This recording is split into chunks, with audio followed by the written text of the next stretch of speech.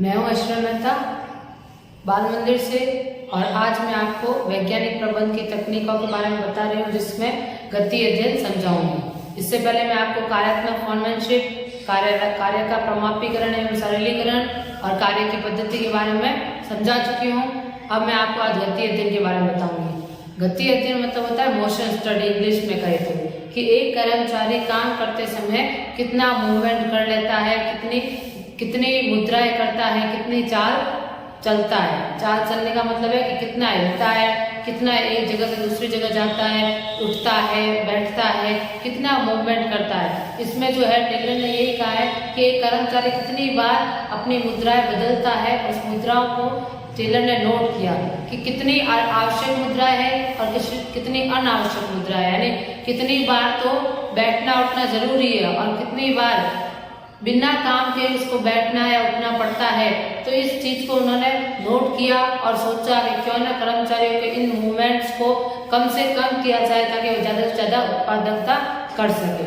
तो अब ये पढ़ रहे हैं, गति अध्ययन में विशेष प्रकार के कार्य को करने के लिए की जाने वाली विभिन्न मुद्राओं की गति या चालों का अध्ययन किया जाता है। गति अध्ययन में जो है विभिन्न मुद्राएं जो कर्मचारियों के द्वारा विभिन्न मुद्राएं की जाती है उन सबका अध्ययन किया जाता है। यानी विभिन्न मुद्राओं किसी विशेष प्रकार के कार्य को करने के लिए की जाने वाली विभिन्न मुद्राओं की गति का अध्ययन किया जाता है। यानी किसी विशेष कार्य को करते समय, जैसे उत्पादन करते समय, कोई बॉक्स बनाते समय, एक कर्मचारी उस बॉक्स को बनाते समय कितनी बार उठता है, कितनी बार बैठता है, कितनी बार उसको अनावश्यक मूवमेंट्स करने पड़ते हैं, अनावश्यक मुद्राएं करनी पड़ती है, कितनी आवश्यक मुद्राएं करनी पड़ती है, इन सब चीजों का अध्ययन किया जाता है।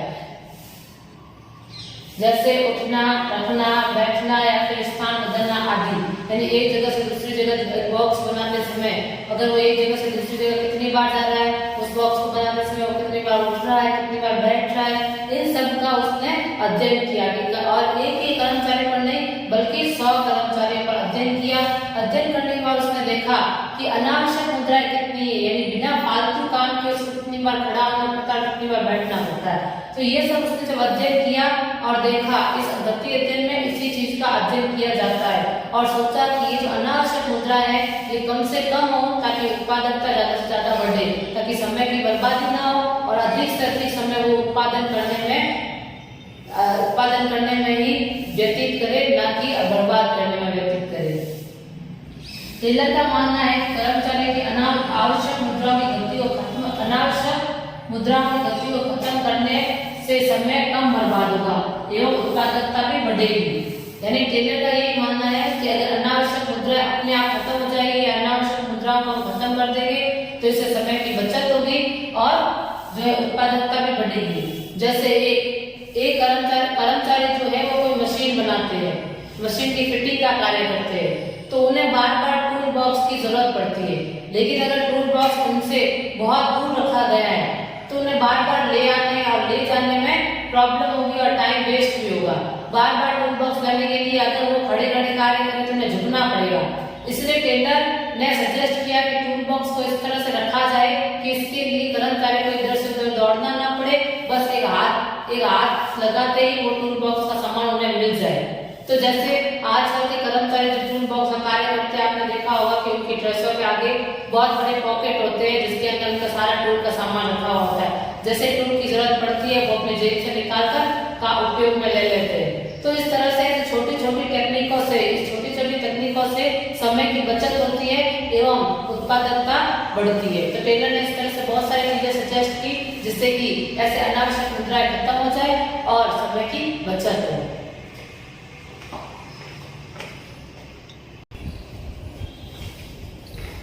अब गति अध्ययन के उद्देश्य हैं।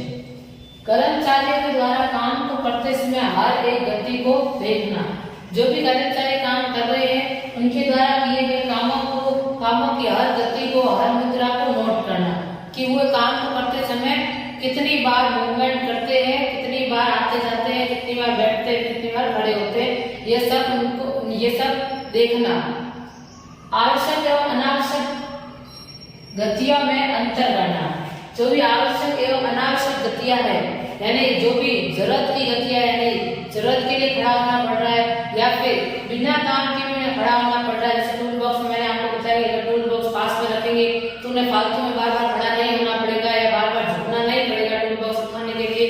तो ये अनावश्यक गतियां थी। लेकिन किसी सामान को लेके आने के लिए या उस सामान को बने हुए सामान को पहुंचाने के लिए आना जाना जरूरी है, तो ये आवश्यक गतियां है। तो टेलर ने यही कोशिश की कि ज्यादा से ज्यादा अनावश्यक गतियां कम हो।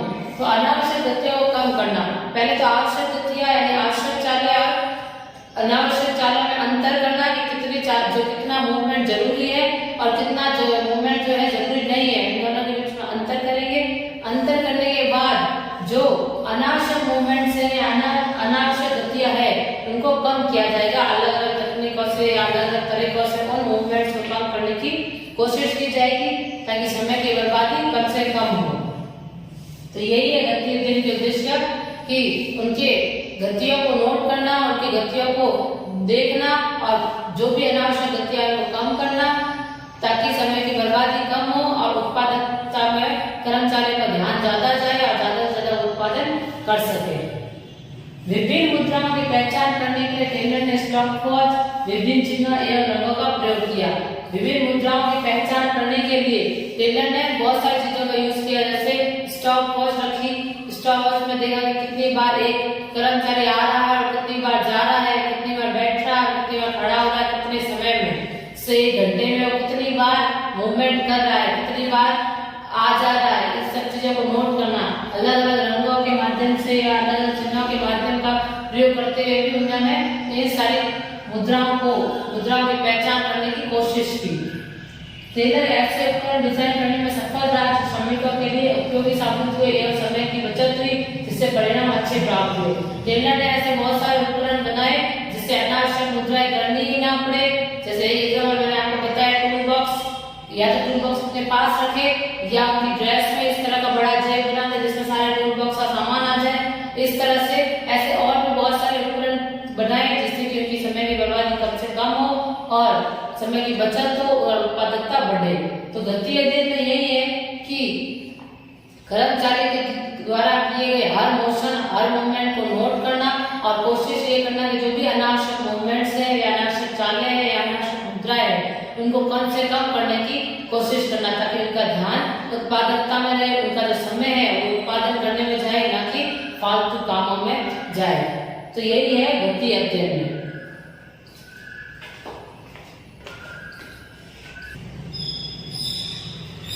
अब दूसरी तकनीक है समय अध्ययन। गति अध्ययन के बाद गति अध्ययन में हमने पढ़ा अभी कि गति अध्ययन में जो कर्मचारियों की मूवमेंट्स के बारे में या उनकी मुद्राओं का अध्ययन किया जाता है कि कितनी एक समय में कितनी मुद्राएं करते हैं ताकि अनावश्यक मुद्राओं को खत्म करें। अब समय अध्ययन में ये देखा जाएगा, समय का अध्ययन किया जाएगा। समय से ही पता चल रहा है कि समय टाइम का अध्ययन करेंगे कि एक काम को करने में कितना समय लगता है। यानी टेलर ने यह देखा कि एक 100 कर्मचारी के साथ में निरीक्षण करके देखा कि कर्मचारी को एक काम करने में कितना समय लगता है। 100 कर्मचारियों का निरीक्षण किया गया कि निरीक्षण करने के बाद पता लगाया गया कि एक एवरेज टाइमिंग क्या है किसी एक काम को करने की। पहले तो 100 कर्मचारी के द्वारा उस सेम कार्य करवाया गया और देखा गया कि 100 कर्मचारी उस कार्य को कितने समय में पूरा करते हैं। फिर उसके बाद उस कार्य का जो है एवरेज निकाला गया कि एवरेज इंसान इस काम को कितने समय में पूरा करेगा। तो उसी को स्टैंडर्ड टाइम माना गया कि एक एवरेज इंसान, जैसे मान लो एक इलेक्ट्रिक बॉक्स बनाने का कोई कार्य है या कोई खिलौना बना, जैसे टॉय कार बनाने का कार्य है, टॉय कार बनाने में एवरेज कर्मचारी को कितना टाइम लगेगा। तो एक टॉय कार बनाने में मान लो 1 घंटा लगता है। 1 घंटा एक कर्मचारी के द्वारा, हर 100 कर्मचारी के द्वारा जब एवरेज टाइम निकाला गया तो 1 घंटा एक कार को बनाने में लगता है, ये है एवरेज टाइम। तो इस जो 1 घंटे को ही स्टैंडर्ड टाइम माना जाएगा और देखा जाएगा कि बाकी के कर्मचारी भी इसी टाइम को फॉलो करें, यानी बाकी के जो कर्मचारी है वो भी 1 घंटे में कम से कम एक टॉय कार तो बनाएंगे। अब जो कर्मचारी 1 घंटे से पहले ही टॉय कार बना लेते हैं तो वो तो अच्छे कर्मचारी है, और जो 1 घंटे में भी टॉय कार नहीं बना पा रहे तो मतलब वो इनएफिशिएंट वर्कर्स है या अच्छे कर्मचारी नहीं है, थोड़े से कमजोर कर्मचारी है।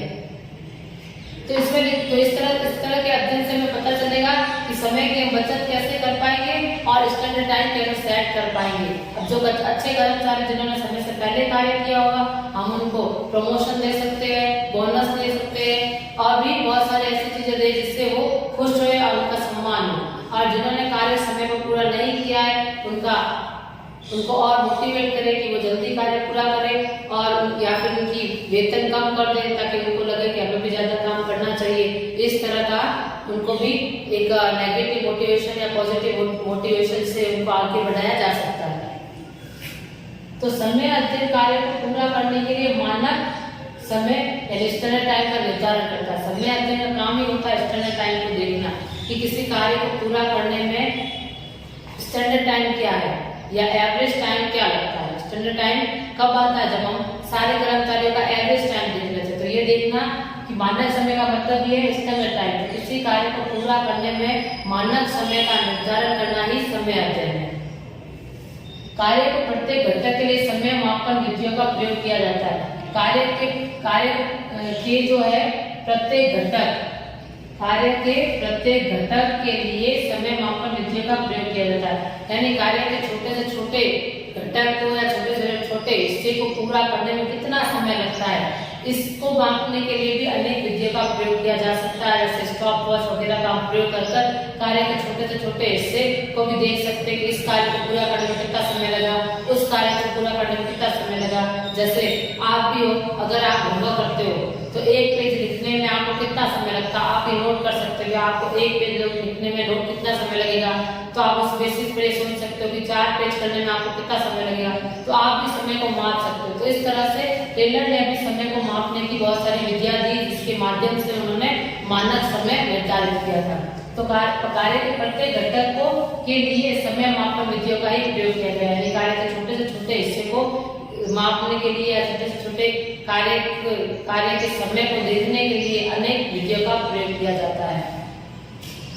समय अध्ययन की पद्धति कार्य की मात्रा एवं बारबरता, परिचालन का समय चक्र एवं समय मापन की लागत पर निर्भर करती है। समय अध्ययन की जो पद्धति है, समय अध्ययन के जो भी मेथड होंगे, वो डिपेंड किस पे करेंगे कि कार्य की मात्रा कितनी है और कार्य की बारबरता यानी कार्य की फ्रीक्वेंसी कितनी है। कार्य कितनी बार होता है और उसकी मात्रा कितनी है। एवं परिचालन का समय चक्र यानी एक ऑपरेशन पूरा करने में यानी एक पूरा कार्य करने में कितना समय लगता है एवं समय मापन की लागत। और अगर हम समय माप रहे छोटे से छोटी चीज का तो समय मापने में लागत कितनी लग जाएगी, कॉस्ट। यानी अगर हम किसी छोटी से छोटी चीज का समय मापते तो उसके लिए जो उपकरण लाते वो कितने महंगे। अब जो इंसान माप रहा है उसकी सैलरी कितनी है, उसको भी सैलरी देनी पड़ेगी। जो समय माप रहा है तो वो भी खर्चा है। तो ऐसा ना हो कि हम छोटे से छोटे कार्य को मापने तो लग जाए लेकिन उस समय को मापने में ही खर्चा बहुत ही लग जाए। यानी मापने के लिए जो हमने मशीनें रखी है वो ज्यादा महंगी पड़ जाए। मापने की जिस कार्य को मापने की जरूरत नहीं है उस कार्य को मापने लग जाए, उसका भी समय देखे और फालतू में खुद के समय की भी बर्बादी करे। तो इस तरह से ये देखा जाएगा कि समय मापन की लागत कितनी है, उस पर निर्भर करेगा कि समय अध्ययन की पद्धति क्या होगी। यानी जैसे समय मापन की लागत होगी उसी के आधार पर हम वो मेथड चूज करेंगे जो समय अध्ययन जिससे किया जाएगा। तो मेथड चूज यानी समय अध्ययन करने का जो भी तरीका होगा वो कार्य की मात्रा पर डिपेंड करता है और कार्य की लागत पर डिपेंड करता है। कार्य की लागत कितनी है, समय मापन की लागत कितनी है और कार्य की मात्रा कितनी है, इस पर निर्भर करता है कि हम समय अध्ययन का कौन सा तरीका चूज करेंगे। तो अभी समय अध्ययन में हमने यही पढ़ा है कि किसी भी कार्य करते समय कितना समय लगता है और हर कर्मचारी को कितना समय लगता है। जिसके लिए टेलर ने सबसे पहले एक्सप्लेन किए थे, जैसे मैंने बताया कि 100 कर्मचारियों पर देखा गया, उसके बाद उसने स्टैंडर्ड टाइम को रखा। तो हर फैक्ट्री में इसी तरह से कार्य होता है कि पहले 4 या 10 कर्मचारियों को देखा जाता है कि एक एवरेज टाइम क्या है किसी काम को करने का। उसके आधार पर ही बाकी सब वर्कर्स को टारगेट दिए जाते हैं कार्य करने के लिए।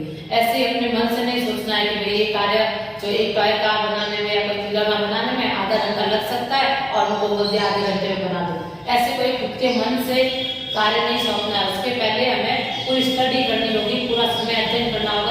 कम से कम 10 से 20 कर्मचारियों पर अध्ययन करना चाहिए और देखना चाहिए कि एवरेज समय कितना लगता है। उसके बाद ही बाकी कर्मचारियों को टारगेट्स देने चाहिए ताकि वो समय पर कार्य पूरा कर सके। और जो समय से पहले कार्य पूरा करता है उनको प्रमोशन वगैरह देकर मोटिवेट करे और जो समय पर कार्य पूरा करे उनको भी उनका भी सम्मान करें, उनको पूरी सैलरी दे, और जो समय से कम कार्य करते हैं उनको मोटिवेशन दे कि वो ज्यादा समय के हिसाब से कार्य करें, ना कि समय से कम, और सैलरी वगैरह काटे या इस तरह का काम करके उनको और प्रोत्साहित करने की कोशिश करें। नेगेटिव मोटिवेशन का मतलब ये होता है समय सैलरी वगैरह काटेंगे तो वो ज्यादा कार्य करने के लिए प्रोत्साहित होंगे और अपना आलसीपन छोड़ देंगे। तो इस तरह से उनको मोटिवेट करना ताकि कार्य जो है सही समय पर पूरा हो और उत्पादकता बढ़े।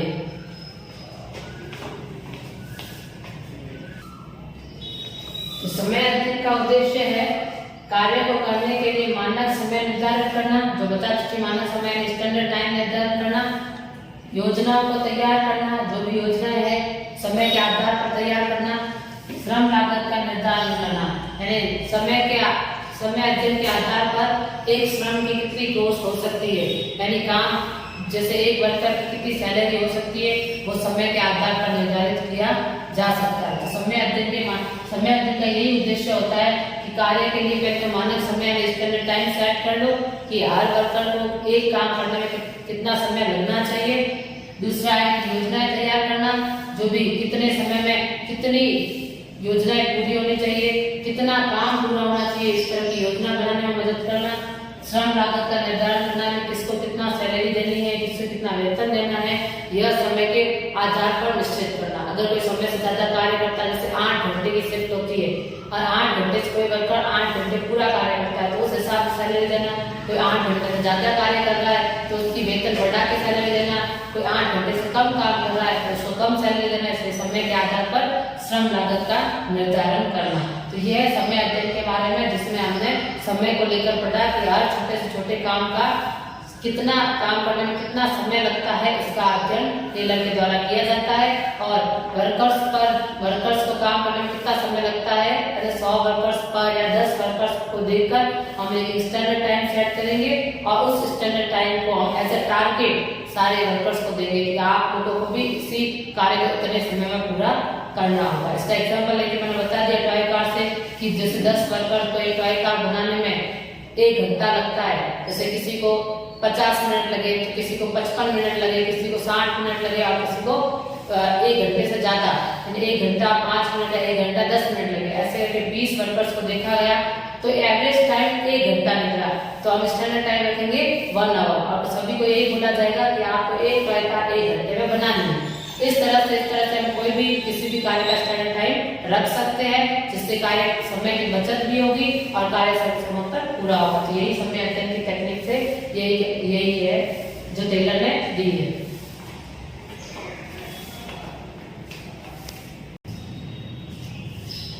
तो अब ये टेक्निक है थकान अध्ययन।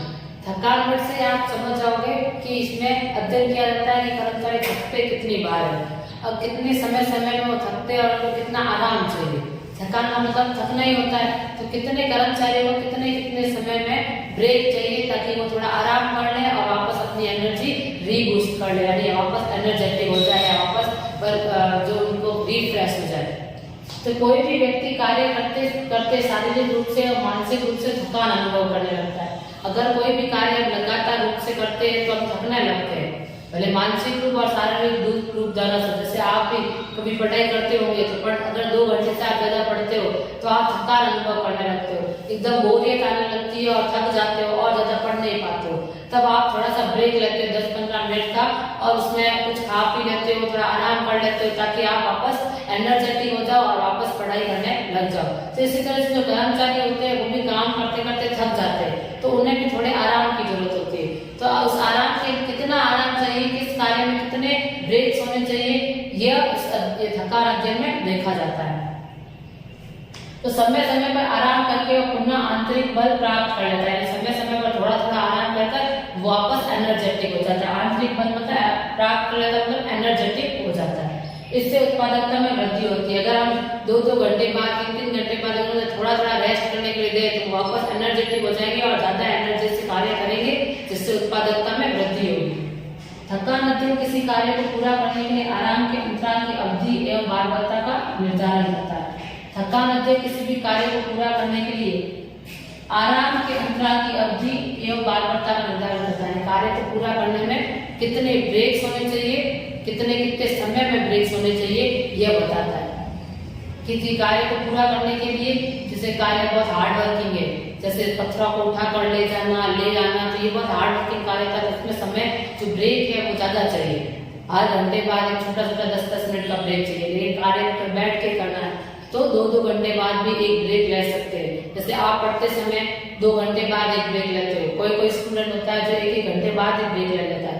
और आप जैसे दौड़ के कहीं से आते हो, जैसे दौड़ रहे हो या घर का काम कर रहे हो, तो घर का काम करते समय आप थोड़े ज्यादा थक जाते हो, तो आप 1 घंटे बाद ब्रेक लेना शुरू कर देते हो ताकि थोड़ा आराम करके फिर काम करो, ताकि वापस एनर्जी आ जाए आपको। तो इसी तरह से कर्मचारियों को भी ब्रेक्स देने चाहिए ताकि वो ज्यादा एनर्जेटिक फील करे और उत्पादकता में वृद्धि हो। तो थकान अध्ययन में ये देखा जाता है कि कार्य को पूरा करते समय या कार्य को करते समय कितने ब्रेक्स है यह देखा जाता है। तो थकान अध्ययन किसी कार्य को पूरा करने के लिए आराम के अंतराल की अवधि और कितने समय का, कितने ब्रेक्स देना वो तो ठीक है, कितने समय का ब्रेक देना, 10 मिनट का, 15 मिनट का, 1 घंटे का, कितना ब्रेक देना है ये देखा जाता है। तो कार्य जो आराम के अंतराल की अवधि यानी समय देखा जाता है, बारबरता यानी कितने ब्रेक्स देने, अवधि यानी कितने समय का ब्रेक देना है, और बारबरता यानी कितने ब्रेक्स देने एक दिन में, यह निर्धारित किया जाता है। तो समय अध्ययन में यही निर्धारित किया जाता है कि एक दिन के कार्य में कितने समय के ब्रेक देने हैं और कितनी बार उनको ब्रेक देने, ताकि वो आराम से आराम कर ले, वो आराम करके फिर एनर्जेटिक हो जाए। थकान के कई कारण हो सकते हैं, जैसे लंबे कार्य के घंटे या कार्य की खराब परिस्थितियां।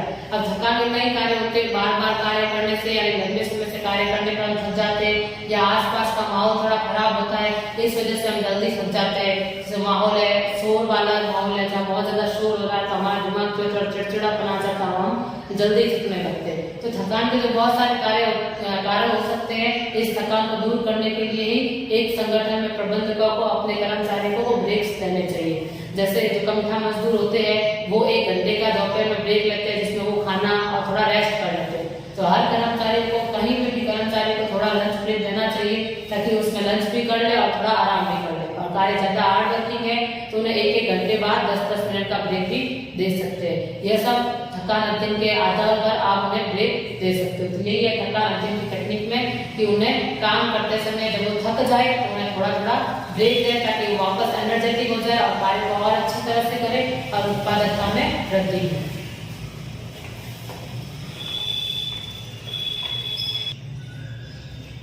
तो आज हम इस वीडियो में हम थकान अध्ययन तक के पढ़ेंगे, बाकी की तकनीकों के बारे में हम अगली वीडियो में पढ़ेंगे। और ये आप बोर्ड पे जो भी लिखा है उसको कॉपी में टाइम टू टाइम नोट करते रहना।